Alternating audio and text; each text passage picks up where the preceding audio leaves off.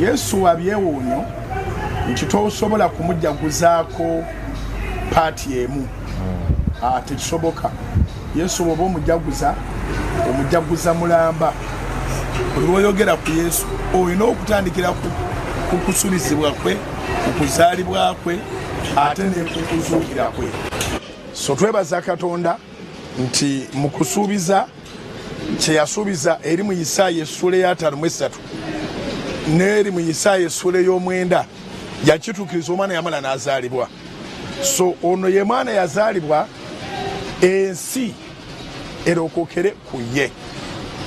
Yensonga lwaki tumunoonya ne ku Lwokutaano no tugenda kweyiwa ku Canaan land nga tunoonya mwana ono ate kati mwangu nnyo okusinga bwe yali luli. Kati mwangu nnyo kubanga luli yali atambula mu mubiri ng'alinga bw'olaba nti ntudde wano. Kati wano we ntudde tosobola ate kunsanga walala.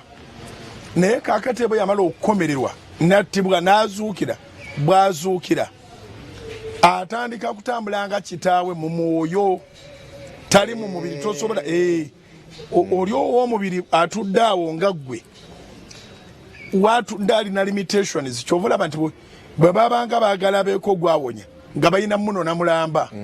Kituufu. Naye kati mwangu nnyo nti kati bw'oba omwetaaga wonna w'oli, wonna w'otudde omukoowoola era n'akuviirayo.